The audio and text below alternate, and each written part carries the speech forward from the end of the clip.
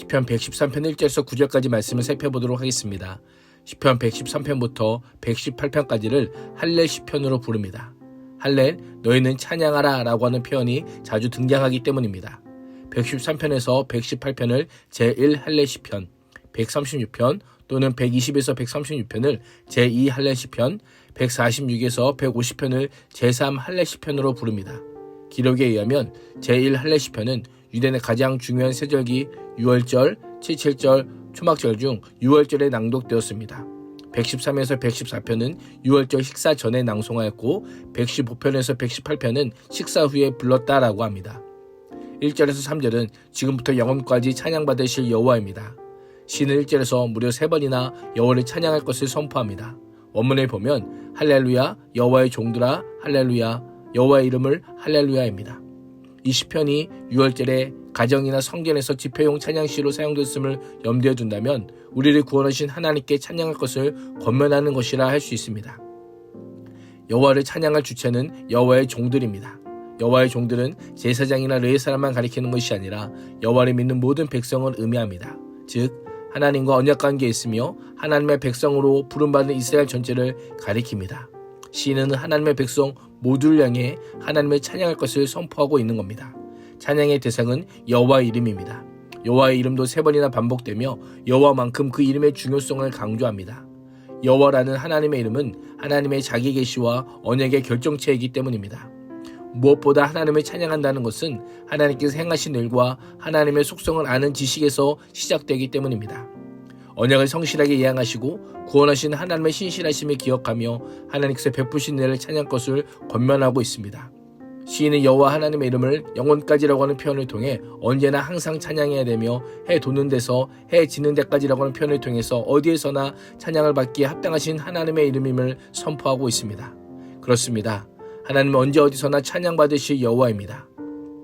우리는 이 땅에서 숨을 쉬는 동안, 생명이 있는 동안, 평생 동안 때로는 눈물 골짜기를 지날 때에도 몹시 추운 인생과 꽃길을 걸을 때에도 하나님의 이름을 찬양해야 합니다. 올 한 해 언제 어디에서 어떻게 하나님을 찬양하셨습니까? 우리의 형편에 상관없이 항상 여호와 이름이 찬양받아야 함을 기억하며 모든 것을 합력하여 선을 이루시는 하나님을 찬양할 수 있기를 축복합니다. 4절에서 6절은 낮은 곳으로 임하시는 높으신 하나님입니다. 시간과 공간을 초월하여 모든 사람이 여호와 이름을 찬양해야 함을 촉구한 시인은 4절에서 9절까지 말씀을 통해 여호와를 찬양해야 될 이유를 밝히고 있습니다. 시인은 모든 나라보다 높으신 하나님과 그의 영광이 하늘보다 높으심을 노래합니다. 높으시다라는 것은 여호와께서 다른 것과 비교할 수 없을 정도로 고귀하며 높은 존재임을 의미합니다. 또한 모든 나라 위에라고 하는 표현을 통해 여호와께서 이스라엘의 주인이실 뿐 아니라 모든 나라들의 통치자이심을 강조합니다. 하늘과 땅에서 여호와 위대하심과 견줄 수 있는 것이 없으며 여호와의 영광보다 더 찬란한 것도 없습니다. 모든 나라도 하나님의 주권 앞에 엎드리며 하늘도 여호와의 영광을 선포한다라고 시인은 노래합니다. 더 놀라운 것은 5절에서 여호와 우리 하나님과 같은 이가 누구리오라고 수사 의문문을 사용하여 질문합니다. 수사 의문문의 특징은 답을 요구하지 않고 이미 그 질문 자체에 답이 들어 있습니다. 질문이 곧 답이라는 특징을 가지고 있습니다.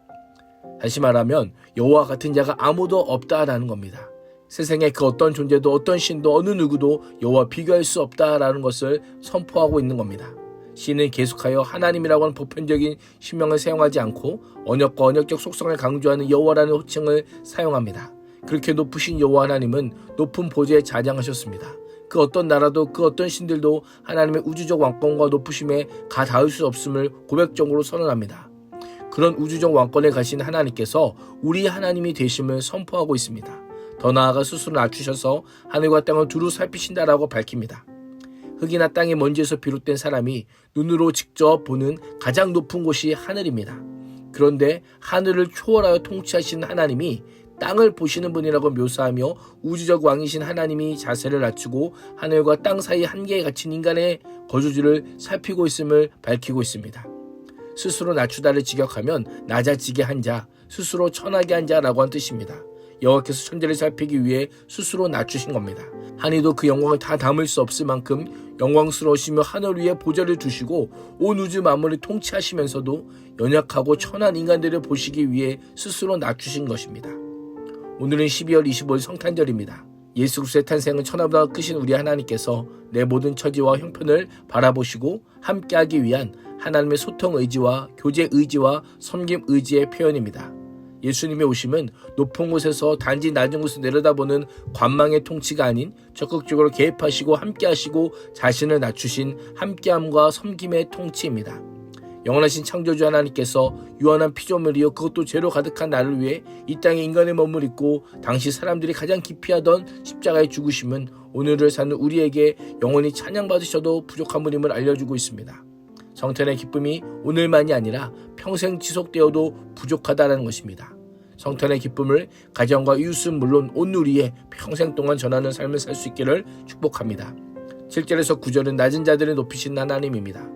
5절과 6절이 그렇게 높으신 분께서 낮아지심으로 인해 찬양받기 합당한 분을 노래한다면 7절에서 9절은 낮은 자들을 높여주시는 분이기에 찬양받기 합당하신 하나님임을 노래합니다. 하나님께서 스스로 낮추사 이 세상을 살피시고 세상에 낮고 천한 자, 수치와 조롱 가운데 있는 자, 약하고 무식한 자를 들어서 강한 자, 존귀한 자, 가진 자들을 부끄럽게 하십니다. 가장 높은 위에 앉으신 분임에도 당시 왕들이 약한 자들, 비천한 자들, 가난한 자들을 멸시하고 무시하거나 착취했지만 하나님이 그러지 않으셨습니다. 오히려 그들 위해 낮아지시고 그들에게 긍휼과 자비는 물론 회복의 은혜를 베푸셨습니다. 무에서 유를 창조하신 하나님께서 자녀가 없어 소망은 없고 저주받은 여인이나 취급받는 자들에게 자녀를 안겨주심으로 기쁨을 되찾게 하십니다. 성탄절은 세상의 그 무엇과도 비교할 수 없을 정도로 크신 성자 하나님께서 낮은 곳에 임하심을 감사하는 날이요 낮은 자들을 높여주시는 하나님을 찬양하고 예배하는 날입니다.